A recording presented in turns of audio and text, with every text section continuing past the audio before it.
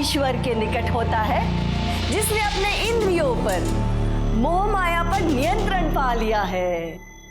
जय माता दी। इच्छापूर्णी माते की, इच्छापूर्णी माते की, इच्छापूर्णी माते की। कोल्ड ड्रिंक लाओ। माता जी प्रणाम।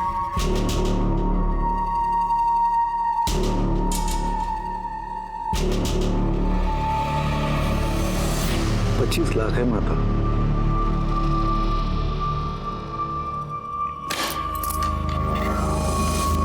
तो क्या इच्छा है तेरी? सिर्फ रखना है या इन्वेस्ट भी करना है? इन्वेस्ट करने माता। इच्छापूर्णी माँ की जय हो।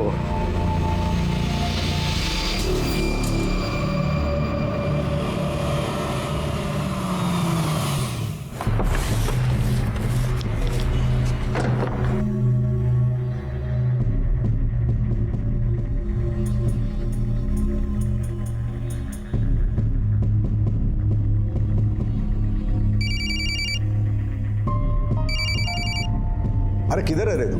मेरे एड फिल्म का शूट पूरा होने के बाद मॉडल भेजने वाला है क्या? अभी तक एक भी एक्टर नहीं है लुक टेस्ट के लिए। I am sorry sir, I am really sorry sir. मैंने उसी के लिए फोन किया आपको। सर मैं एक ना मॉडल भेज रहा हूँ, आप सर उसका काम देखना सर, कमाल का काम किया, बहुत अच्छी मॉडल है सर, आप देखना उसे एक बार। वो पुराना माल मेरे को चिपका रहा है क्या? तेरे को बोला था ना मेरे को फ्रेश फेस चाहिए। सर फ्रेश फेस तो मिल जाएगा, परफॉर्मेंस का क्या? ठीक है चल भेज। या कम ऑन। हाँ नहीं अभी मॉडल शॉर्टलिस्ट नहीं हुई है, लेकिन आप ये वो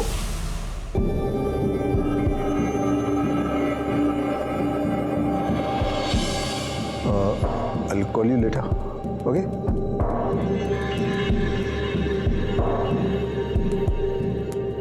Hi, I'm Renal. Nilesh. How are you?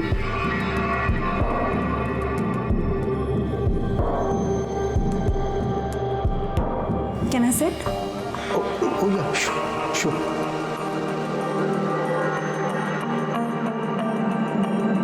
अरे वो राजेश ने बताया नहीं कि वो इतनी टैलेंटेड मॉडल को भेज रहा है। Thank you. If you don't mind, I want to see your figure because we are shooting for lingerie's ad. Yeah, sure. Why not?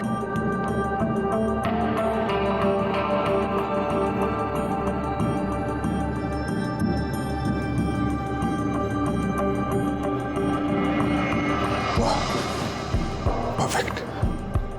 मुझे ऐसे ही फिगर चाहिए था। एक्चुअली मुझे एग्जैक्टली अंदाजा नहीं आ रहा था, इसलिए आपको कपड़े उतारने के लिए बोले। I am sorry. That's okay. Work is work. और वैसे भी, if it is related to work, I'm ready for everything. तो एक लुक टेस्ट कर ले। Sure. Why not?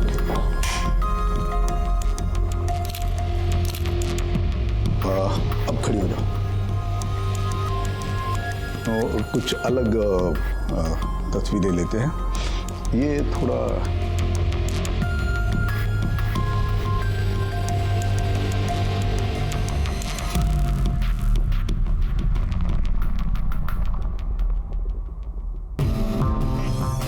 ये लो।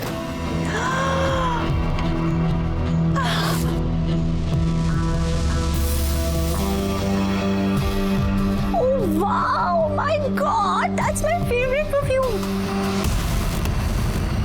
तुम्हें क्या पसंद है, क्या पसंद नहीं है, सब पता है हमें।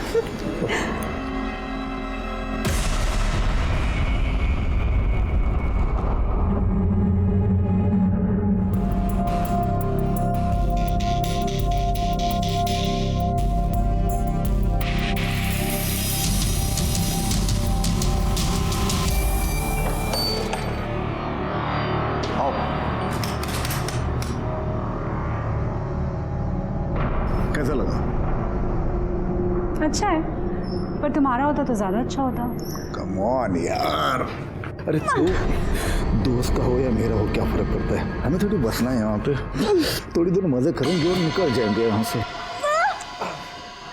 गिफ्ट विफ्ट कुछ देते नहीं हो, बस एक ही चीज तुम्हारे दिमाग में रहती है, इस बार मुझे मेरा गिफ्ट चाहिए। अरे हाँ पता है ना, बहुत सारे गिफ्ट लेकिन मैं दूंगा ना, दूंगा। अरे ये ट्रिप गिफ्ट ही तो है, मान जाओ ना, मान जाओ ना।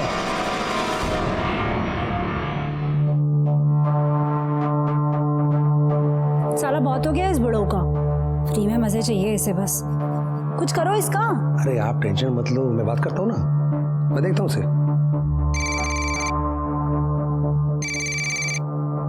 हेलो। अरे ये मृणाल किधर है? सुबह से 50 फोन कर चुका हूँ मैं, एक का भी रिप्लाई नहीं है। अरे भाऊ, वो असल में क्या है कि वो मृणाल जो है ना 3 हफ्ते के लिए अब्रॉड गई है शूटिंग पे, और आप मेरे ख्याल से बिजी होगी तभी आपका फोन उठा नहीं पा रही। क्या अब्रॉड गई वो 3 वीक के लिए? हाँ। अरे मुझे तो कुछ भी नहीं बोला। अब 3 हफ्ते मैं क्या करूंगा यहाँ पे? अरे भाऊ मैं हूं ना, अरे कमाल का माल भेजूंगा, आप जैसा बोलोगे वैसा।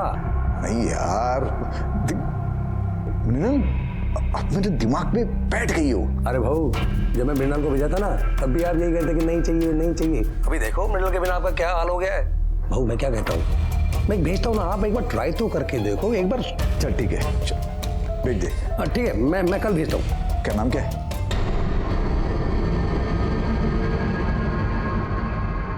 महक।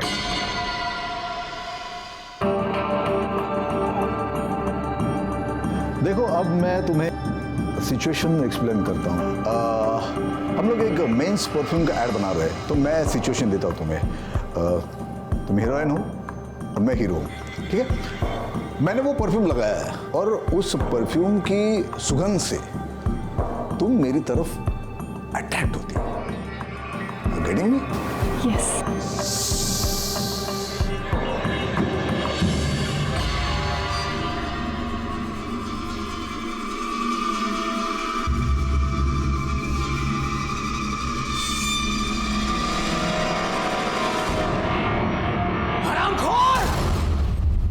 आज मैं तुझे नहीं छोड़ूंगा। हमें बर्बाद करके लोगों के करियर बनाया तू। आज मैं तुझे नहीं छोड़ूंगा, तुझे बचाने कोई नहीं आएगा। इस उम्र में ये सब करते हुए शर्म नहीं आती? शर्म नहीं आती? चिल्ला चिल्ला और चिल्ला।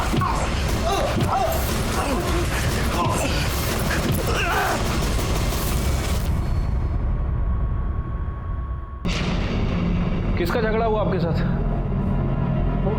आप यहाँ कैसे? किसने बोला आपको? अरे हमें फोन आया कि आपका झगड़ा चल रहा है किसी के साथ। नहीं सर, यहाँ पे सब ठीक है। यहाँ पे सब ठीक है, तो फिर ये इतनी सारी चोटें कैसे लग गई आपको? वो मैं ऑफिस आते वक्त स्टेयरकेस से गिर गया था ना, गिर गया था मैं, तो चोट लग गई। अब इसकी मैं आपके पास कंप्लेंट क्या करूं? वो कोई आपको गलत फोन कर दिया होगा, आपको गलत फोन कर दिया होगा। हाँ, सब ठीक है यहाँ पे? देखने से तो लग नहीं रहा कि सब ठीक है, फिर भी लगे कि कोई प्रॉब्लम है, किसी का झगड़ा हुआ है, तो आइएगा कंप्लेंट करने। हाँ आराम कीजिए, चलो।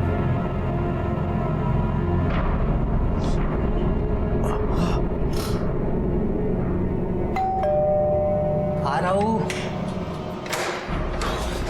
मैडम का है बेडरूम में। बहुत उड़ रहा है ये। इतना गुस्सा क्या हुआ है? ये देखो देखो क्या भेज रहा है मुझे। मुझे तो पता भी नहीं चला उसने ये कब रिकॉर्ड किया है, नहीं तो मैं तब के तभी सब कुछ बराबर कर देती। अब क्या करूं मैं? एक तो बुढ़ा वीडियो भेज रहा है और साथ में मैसेज भी भेज रहा है कि मेरे लिए कुछ करो, नहीं तो मैं कुछ करूंगा। क्या करेगा वो? कुछ करो इसका, अभी क्या, अभी कुछ करो, नहीं तो मैं कुछ कर दूंगी। टेंशन मत लो, मैं बात करूंगा ना। कुछ करोगे तुम? हाँ टेंशन मत लो, टेंशन मत लो। मैं बुड्ढा धमकी दे रहा है इसकी, तो मैं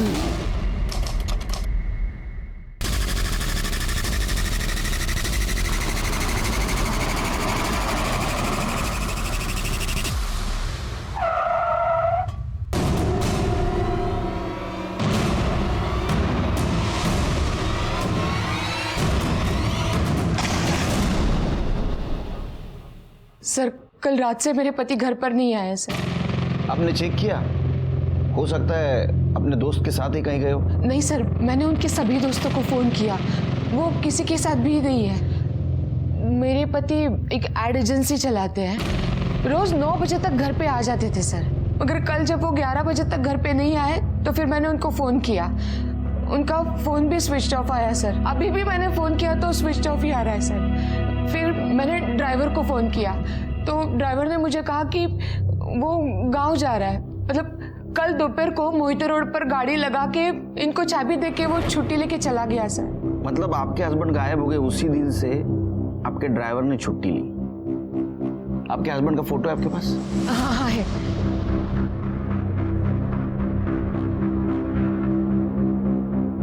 ये तो बिल्कुल क्लियर नहीं है। कोई दूसरा फोटो नहीं है? सर अभी तो नहीं है, मैं घर पे जाके भेज दूं? सिरके, इनके हस्बैंड का नंबर भी ले लो।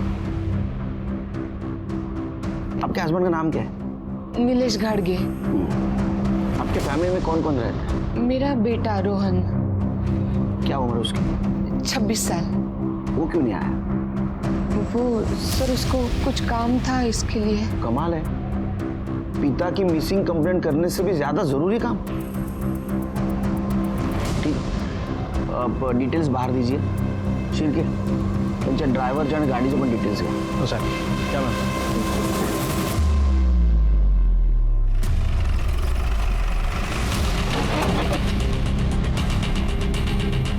यही गाड़ी? सर गाड़ी तो यही है। एक काम करो, जरा आसपास पूछो, किसी ने गाड़ी को पार करते हुए देखा क्या? अरे भाई ये गाड़ी किसने लगाई कुछ पता है?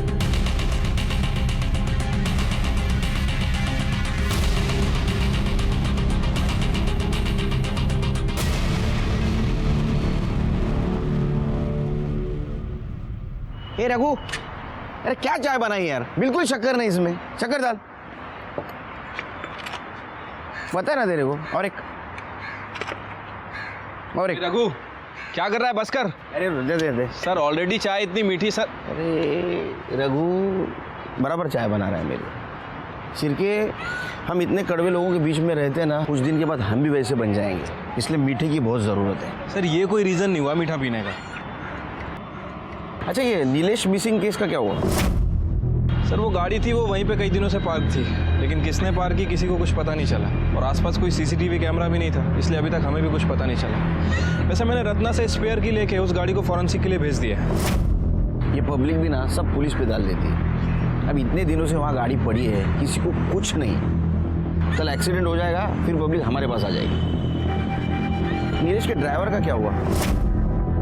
सर वो गाँव गया हुआ था, मैंने फ़ोन कर दिया, वापस आ रहा है। चिरके, ये रत्ना है ना, उसका फ़ोन मॉनिटर करो। अगर किडनैपिंग केस है तो उसको रैंसम कॉल जरूर आएगा। ठीक है सर, एक मिनट। रत्ना ने नीलेश काटगे की फ़ोटो भेजी है। सर ये तो वही नीलेश है जिसके साथ ऑफिस में किसी ने मारपीट की थी, और ये उसके खिलाफ कंप्लेंट भी नहीं करना चाहता था। वो मैं ऑफिस आते वो स्टेयरकेस से गिर गया था ना, अब इसकी मैं आपके पास कंप्लेंट क्या करूं? मुझे इस केस में झगड़े का और बदले का एंगल ज़्यादा लग रहा है। चलो पता करते हैं, ऐसी क्या वजह थी कि नीलेश ने मार खाने के बाद भी जिसने उसे मारा उसके खिलाफ पुलिस में कंप्लेंट नहीं की?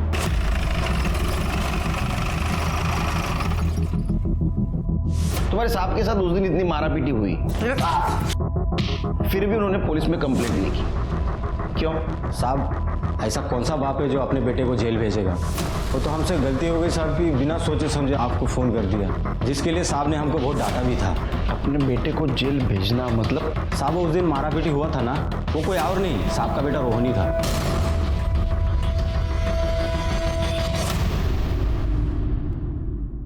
हाँ सर, मारपीट तो की थी, क्योंकि बाबा ने हमें कहीं का नहीं छोड़ा था, जीना मुश्किल कर दिया था हमारा।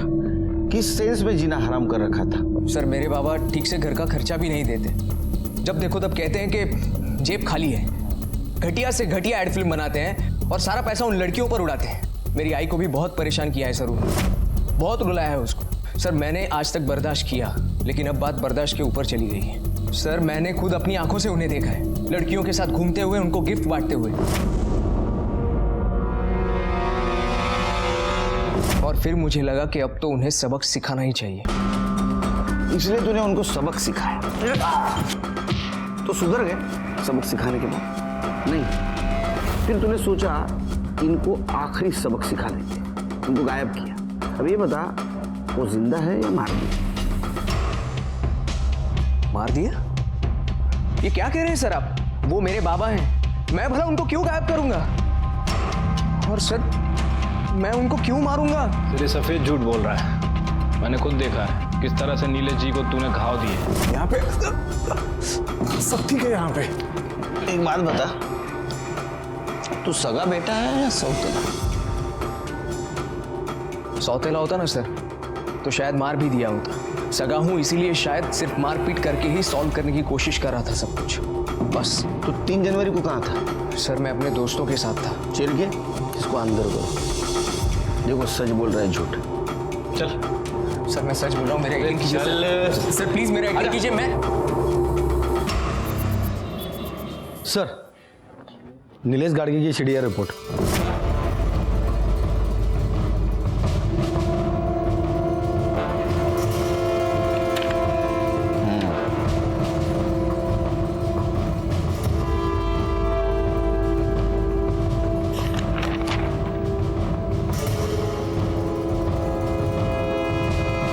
चिरकी, ये वो 3 नंबर है जिसमें 3 हफ्तों से लगातार नीलेश टच में था।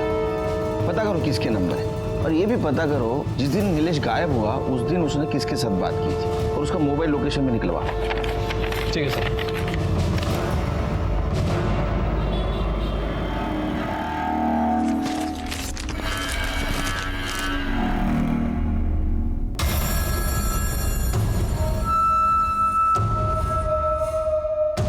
राजेश, राजेश, क्या हुआ? जल्दी आओ, ये देखो, ये पढ़ो इसे।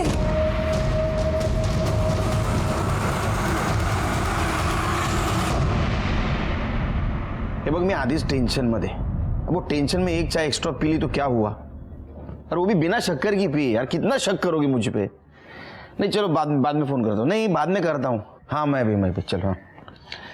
सर ये नीलेश के मोबाइल लोकेशन रिकॉर्ड्स, इनके हिसाब से उसकी लोकेशन 3 जनवरी को शाम को 4 बजे ओल्ड ब्रिज की थी।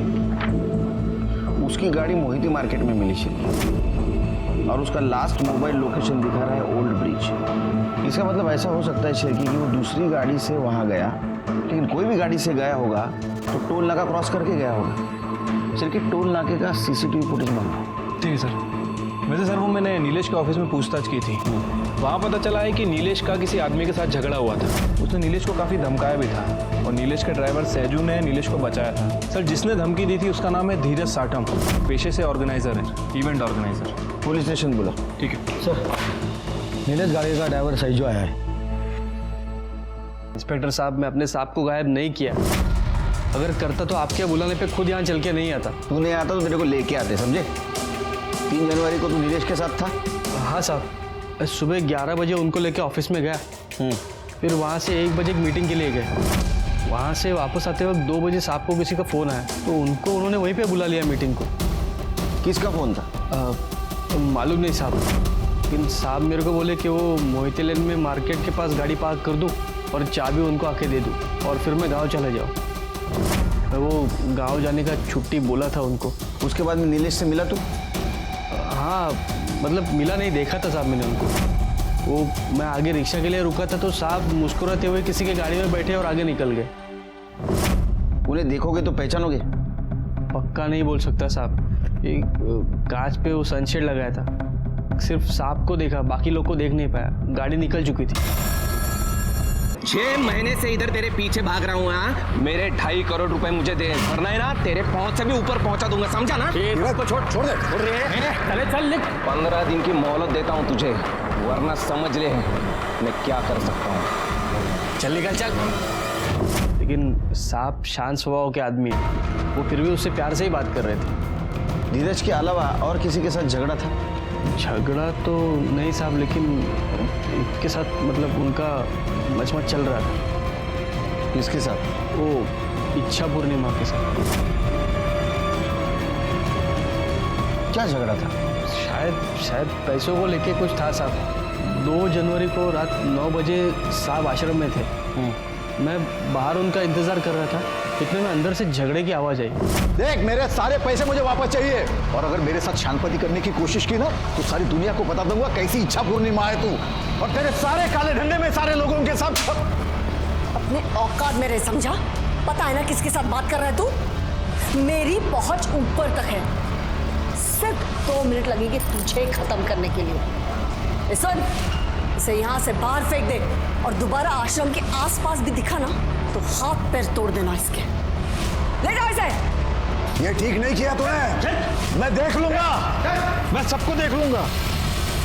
ठीक है, तुम जा सकते हो, जब तक केस चल रहा है शहर से बाहर नहीं जाने का। हाँ सर। शिरके, ये नीलेश की गाड़ी हमें मोहिते मार्केट में मिली। उसके मोबाइल का लास्ट लोकेशन ओल्ड ब्रिज था, और इस शैजू के कहने के मुताबिक वाइट कलर की है सर। एक काम करो, मोहिते मार्केट से लेके ओल्ड ब्रिज तक का सारा सीसीटीवी फुटेज निकालो, देखो उसमें गाड़ी मिलती है क्या। ठीक है सर। उससे पहले मेरी इच्छा हो रही है इच्छा पूर्णिमा से मिलने की।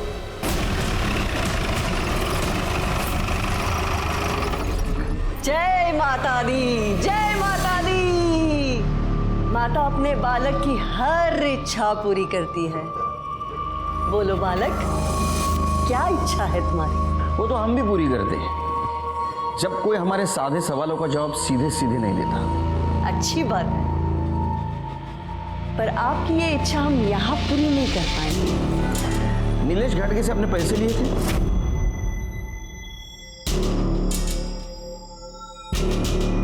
पैसे नहीं, दान दिए थे उसने इस आश्रम के लिए। दान दिया था तो फिर वापस क्यों मांग रहा था? ये हम नहीं जानते, लेकिन एक बात हम जानते हैं, जब उसने हमसे अभद्र भाषा में बात की थी तब हमने उसे उठवाकर बाहर फेंकवा दिया था। तो फिर 3 जनवरी को जब वो गायब हुआ, आपने फोन क्यों किया उसको? हम तो माँ है ना सबके, और माँ अपने बच्चों से ज्यादा रूठ कर नहीं रह सकती।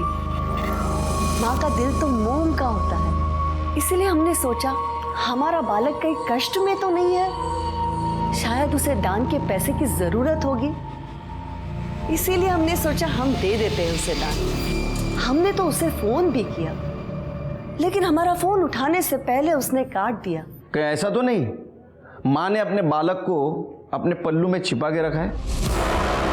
चिरके, आश्रमाची जड़ दिया। आपके पास सर्च वारंट है?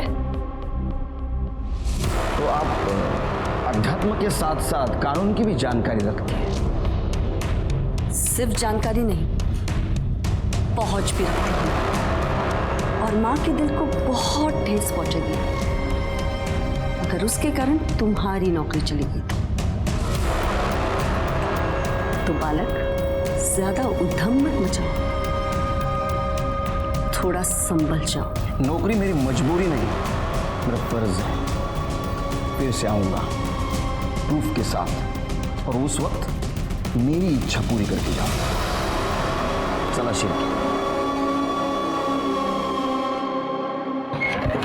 इच्छा पूर्णिमा। शिरके, जितने जल्दी हो सके उतने जल्दी आश्रम का सर्च वारंट निकलवा। ये जगन माता है ना, ये इंटरेस्टिंग कैरेक्टर ही नहीं, स्ट्रॉन्ग सस्पेक्ट भी है। आपको लगता है कि पैसों के लिए वो नीलेश को मरवा सकती है? अरे शिरके, जो इंसान पैसों के लिए भगवान का दुकान लगा सकता है ना, वो कुछ भी कर सकता है। लेकिन ये केस किडनैपिंग का नहीं लगता। अगर ये केस किडनैपिंग का होता तो अब तक जरूर रैंसम कॉल आता। सर, रोहन की mobile location details. Sir, details के हिसाब से तो 3 जनवरी की शाम 4 बजे से 9 बजे तक वो मॉल में ही था। मॉल का सीसीटीवी फुटेज चेक किया? हाँ सर, मैंने चेक किया था, वो उस दिन उधर ही था। ठीक है, जाओ। लेकिन श्री, इसे ये तो साबित नहीं होता कि नीलेश को उसने गायब किया है। ऐसा हो सकता है कि उसने किसी से उसको गायब करवाया हो।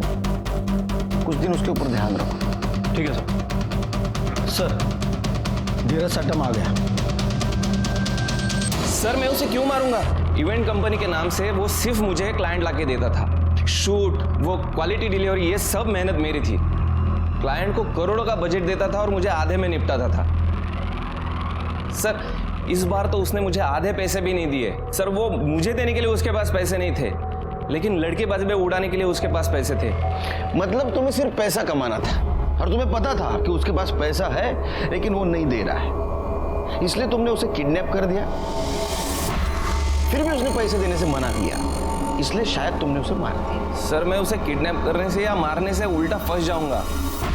मार्केट में 2.5 करोड़ रुपए भरने सर मुझे, और अगर सर मैंने उसे किडनैप किया होता तो उसके फैमिली को मैंने फ़ोन किया होता पैसे के लिए। क्यों? तुम्हें किसी ने बताया नहीं? उसको रैंसम कॉल नहीं आया? सर मुझे लगा आपने मुझे यहाँ बुलाया तो अब तक नहीं होगा।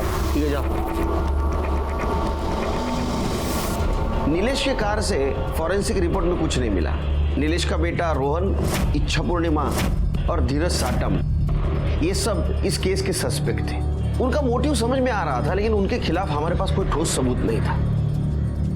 ये केस किडनैपिंग का नहीं है ये भी समझ में आ रहा था, क्योंकि सज्जू ने नीलेश को गाड़ी में हंसते हुए बैठते हुए देखा था। इसका मतलब वो उसके जान पहचान वाले थे और कोई रैंसम कॉल भी नहीं आया था। मतलब ये केस किडनैपिंग और मर्डर इससे भी कुछ अलग मामला था। इस केस के बारे में आश्रम से कुछ क्लू मिलने की उम्मीद थी, लेकिन कोर्ट ने आश्रम के सर्च वारंट की अर्जी खारिज कर दी। लेकिन अभी भी सवाल ये था कि ये नीलेश गया किसके साथ, क्यों गया और उसका क्या हुआ। ये सब हमारे दिमाग में चल रहा था। ऐसे में इस केस की एक ओपनिंग हमें मिली। सर टोल नाके का सीसीटीवी फुटेज चेक किया सर, वहाँ ठीक वैसे ही कार पास होती दिख रही है जैसा मैं सैजू ने डिस्क्राइब किया, और ठीक उसी समय क्रॉस हो रही है जब नीलेश का फोन स्विच ऑफ हुआ था। गाड़ी के अंदर कौन कौन बैठा था? नहीं सर, किसी का फेस साफ साफ नहीं दिख रहा है। सर ओल्ड ब्रिज के आगे नदी किनारे एक लाश मिली है।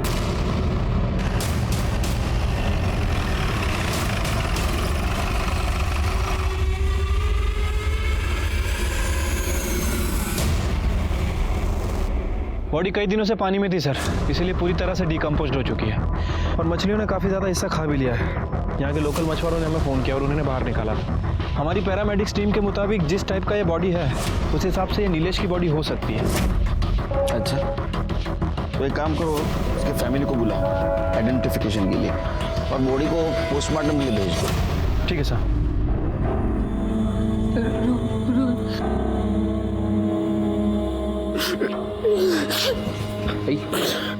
आई शांत हो। ये कुछ सामान मिला है।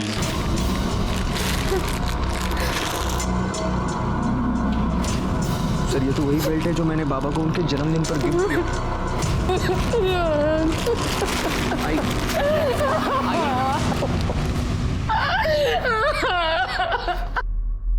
शिरके, ये बेल्ट और चेन की पहचान से ये नहीं साबित होता कि ये बॉडी नीलेश की है। ये बॉडी का और रोहन का डीएनए मैच करा। ठीक है सर।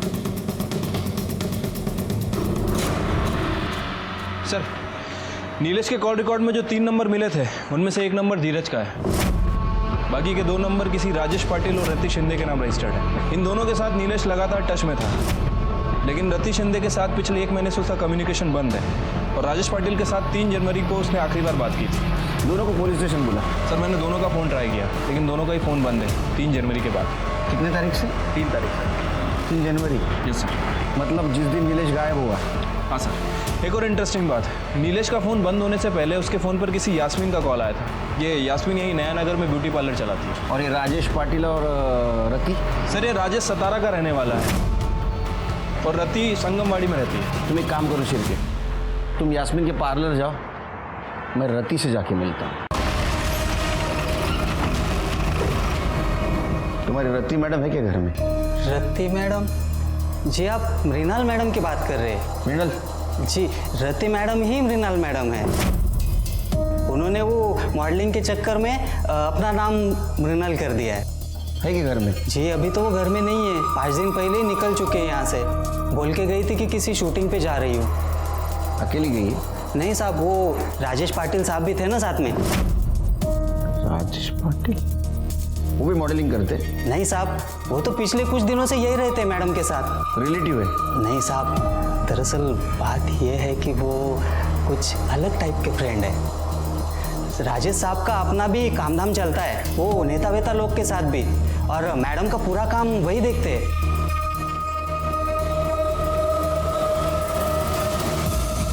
इसको जानते हो? जी ये तो नीलेश साहब है। नवंबर महीने में तो ये बहुत आना जाना करते थे मैडम के पास, पर पता नहीं क्या हुआ, दिसंबर में आना ही बंद कर दिया उन्होंने।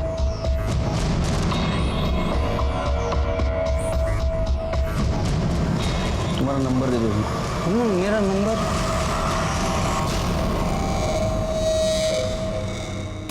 हाँ, मैं नीलेश जी को जानती हूँ। उनके यहाँ पे जब भी इवेंट्स और एडवर्टीजमेंट होते हैं, मेरे यहाँ से ही हेयर और मेकअप आर्टिस्ट जाते हैं। लास्ट टाइम नीलेश गाडगे से आपकी बात कब हुई थी? ठीक से याद नहीं आ रहा है, बट कुछ दिन पहले ही। अब आप ये सब क्यों पूछ रहे हैं? हमें शक है कि उसका मर्डर हो चुका है। क्या? मर्डर? कैसे? I mean, ऐसे कैसे हो सकता है? ऐसा हुआ है। नीलेश के मर्डर के पहले उसकी लास्ट कॉल आपको हुई थी। मेरे साथ बात की थी? नहीं। आपको याद नहीं आ रहा है क्या? मेरे साथ कैसे? नहीं, आपके फोन रिकॉर्ड तो यही कह रहे हैं। हाँ हाँ हाँ, वो मंडे बात हुई थी मेरी उनके साथ। नहीं, ट्यूसडे को। खैर, जाने दीजिए। ये बताइए कि नीलेश गाडगे के साथ ऐसा कौन कर सकता है? कोई दुश्मन, कोई दोस्त, किसी पर शक है आपको? देखिए सर, मेरा उनके साथ प्रोफेशनल रिलेशन था। मैं आपको कैसे बता सकती हूँ कि उनका मर्डर कौन कर सकता है और कौन नहीं।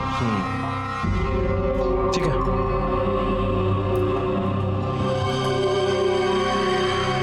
अच्छा, यास्मीन ने कुछ बताया? हाँ सर, ये यास्मीन कह रही है कि इसके साथ नीलेश का प्रोफेशनल रिलेशन था। वैसे काफ़ी ओवर एक्टिंग कर रही है सर ये। अच्छा, ध्यान रखो उस पर। ठीक है सर। रोहन के डीएनए टेस्ट से पता चला कि वो बॉडी नीलेश की ही थी, और पीएम रिपोर्ट से ये पता चला कि नीलेश का मर्डर गला दबाने से हुआ है, और वो भी 3 जनवरी को शाम 4 से 6 बजे के बीच में। यानी ऐसा हो सकता है कि उसको ओल्ड ब्रिज पे मारा गया, बाद में पानी में फेंका और बॉडी बहते बहते दूर चली गई। लेकिन सवाल ये अभी भी था कि क्यों और किस लिए। ऐसे में हमें और एक इन्फॉर्मेशन मिली कि राजेश के क्रेडिट कार्ड से गोवा के लिए 2 फ्लाइट की टिकट बुक की गई है, राजेश पाटिल और रतीश शिंदे के नाम से। हमने तुरंत गोवा पुलिस को इन्फॉर्म कर दिया और उन्हें कहा कि जैसे ये दिखाई दे हमें इन्फॉर्म कर। अरे यार, मुझे किसी को अर्जेंट कॉल करना है। इतने दिनों से यहाँ गोवा में ही पड़े हुए। दो, मुझे ऑन करने दो। मैडम, आपका ये अर्जेंट कॉल हमें फंसा देगा। मैं आपके हाथ जोड़ता हूँ, 2-4 दिन शांत रहिए। मैडम, आपके लिए मैं कितना कुछ कर रहा हूँ और आप ब्लडी हेल। सर, ये राजेश पाटिल का कॉल रिकॉर्ड है। इनके हिसाब से उसने आखिरी बार बात किसी चंदू मोरे से की थी। ये चंदू मोरे एक्स मिलिट्री मैन है सर, और 3 जनवरी को इन दोनों के बीच 1-2 नहीं बल्कि 15 से 20 कॉल एक्सचेंज हुई थी। फिर ये लगता है केस सॉल्व हो रहा है। ये काम करो, ये चंदू कहाँ मिलेगा देखो, और 3 जनवरी को उसका मोबाइल लोकेशन निकलवा। ठीक है सर।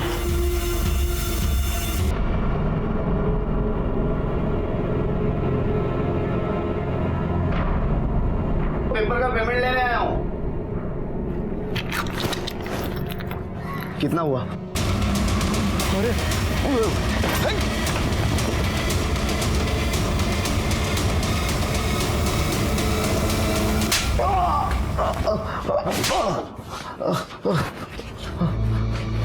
अरे चंदू, कैसा है तू? हाँ, चल सच सच बता। अभी ये हमारा शिरके है ना, बहुत मारता है। बता साहब, मी तुम्हाला आधीच सांगितलंय साहेब, मैंने कुछ नहीं किया, और 3 जनवरी को मैं पुणे में भी नहीं था। तू पुणे में नहीं था? नहीं। तेरा मोबाइल घूम रहा था पुणे में? हाँ, कैसे? पहले खड़की मार्केट गया, बाद में ओल्ड ब्रिज गया। तेरा दाखो, ये देख तेरे मोबाइल डिटेल्स। हाँ साहब, वो राजेश मुझे बोला था कि उसकी गाड़ी लेके नीलेश को मार्केट से पिकअप करना है और उसे वो ओल्ड ब्रिज के पास छोड़ना है। गाड़ी में कौन कौन था? धीरज था। धीरज साठम? हाँ, तो वो तो एक नाम हुआ। और वो धीरज का असिस्टेंट था महेश, और एक लड़की थी जीनत। तो तुमने नीलेश को मार्केट से उठाया, उसके बाद क्या हुआ? उसके बाद सर, सीन समझ में आ गया। अभी हम 1 शॉट करेंगे। हाँ, मुझे 1 टेक चाहिए। हाँ, मूड रोलिंग एंड एक्शन। मुझे लगा कोई फिल्म की शूटिंग चल रही है। फिर थोड़ी देर बाद महेश ने मुझे गाड़ी रोकने के लिए कहा, मैंने रोक दी। अभी आप थोड़ी देर के लिए उतर जाओ, और दादा आप भी। मुझे इनके कुछ क्लोजअप शॉट लेने हैं, तो मैं ले लेता हूँ अभी। फिर मैं और जीनत गाड़ी के बाहर पास में ही खड़े थे, वो तीनों ही अंदर थे साहब। मैं जीनत को ही देख रहा था, उसे किसी का फोन आया था और वो नंबर दे रही थी उसे। फिर धीरज बोला अंदर आओ बैठ जाओ, हो गया। फिर मैं और जीनत अंदर गए, मेरे बाजू वाले सीट में जीनत बैठी थी, हम लोग वहाँ से निकल गए। हाँ थोड़ी देर आगे जाने के बाद मुझे हल्का होना था, इसीलिए मैंने गाड़ी रोकी और थोड़ा दूर जाके आया। मैं वापस आकर देखा तो पर किया क्या तुम दोनों ने? अरे पहली बार शूट पे आई है कि तू? नीचे सीन चालू है, बाकी सब ठीक है। फिर झूठ मत बोलो, मैंने देखा है तुम दोनों को। अरे मैडम समझो बात को, नीचे शूट चालू है, दूसरा यूनिट काम कर रहा है। नीलेश साहब कहाँ गए? अरे उनका पानी में गिरने का शॉट था ना यार, वही चल रहा है। और तुम दोनों टेंशन मत लो यार, नीचे दूसरा यूनिट है, उनको निकाल लेगा पानी में से। अरे यार चलो चलो यार, चंदू बहुत देर लो। चलो मैडम चलो।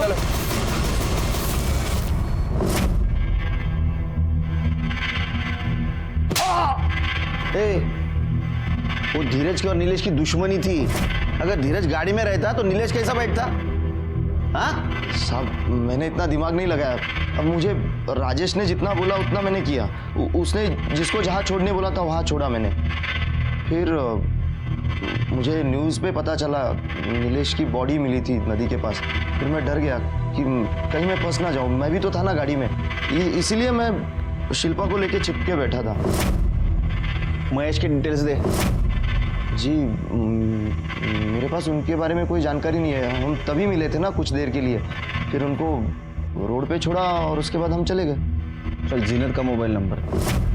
जीनत का नंबर नहीं, मुझे याद नहीं आ रहा है।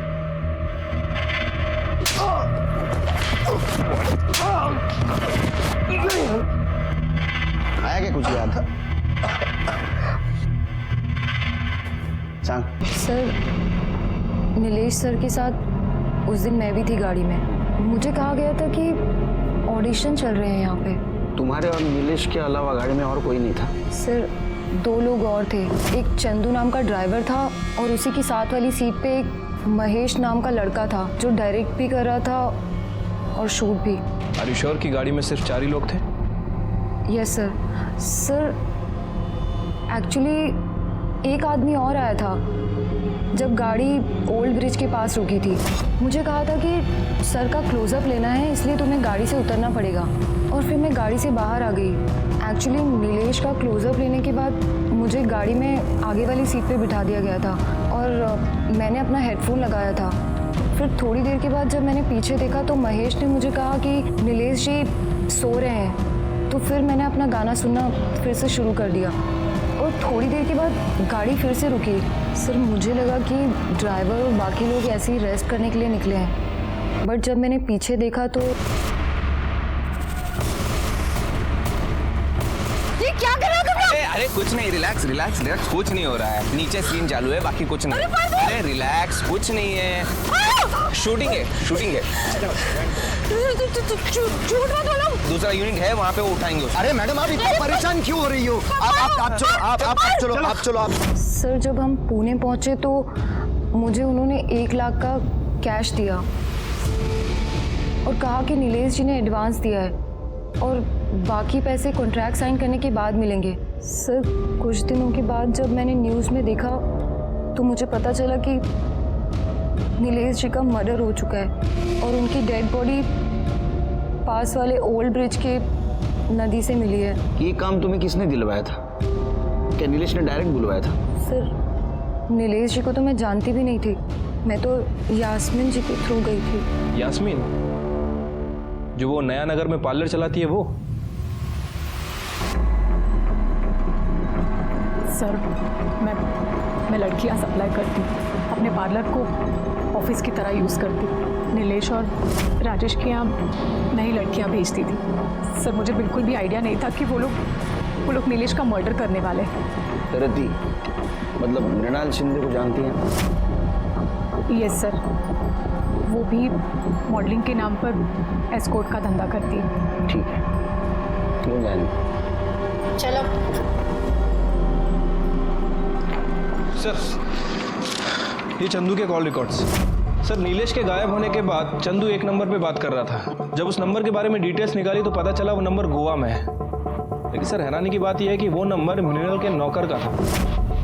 और नौकर इस वक्त पुणे में है। चंदू एक ही नंबर से बात कर रहा था। तो एक काम करो, वो नंबर ट्रैक करो, देखो किसके पास है, उसको उठा के लाओ।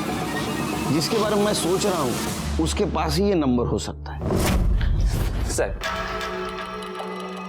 राजेश ने मुझे बताया था कि नीलेश को ब्लैकमेल करने के लिए ऑडिशन के बहाने एक वो वीडियो बना रहा है। मैंने सोचा उसी बहाने मैं अपने पैसे निकाल लूँ। जब वो शूट खत्म हुआ तो मैं खुद वहाँ जाता हूँ। ये तो गेलो साहब नहीं, चंदू और मैं पीछे की सीट पर बैठे थे। मैं उसे ब्लैकमेल कर रहा था कि मेरे पैसे दे देने तो मैं वो वीडियो वायरल कर दूंगा।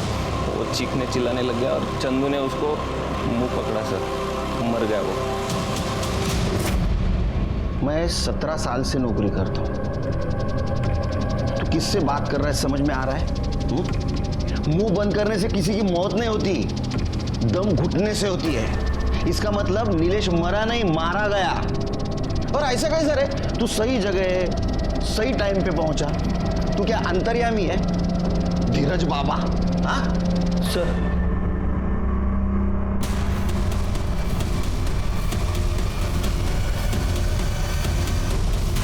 इतनी जल्दी क्या राजेश जी? सर मैंने नहीं मारा सर, मैंने नीलेश को नहीं मारा सर। सर मैं सिर्फ वीडियो बनाना चाहता था ताकि वो जो मृणाल को परेशान कर रहा है वो परेशान ना करे। वो मृणाल को क्यों परेशान कर रहा था? सर ये नीलेश जो है ना, ये एड एजेंसी का बहाना करके लड़कियां बुलाया करता था। और सर मैं लड़कियां सप्लाई करता था। मृणाल को भी मैंने ही भेजा था, लेकिन सर नीलेश ने ना मृणाल के साथ सेक्स करके उसका वीडियो बना के उसको ब्लैकमेल करना शुरू कर दिया था। प्रूव करना कि तू सिर्फ मेरे साथ है और मेरे साथ ही रहेगी।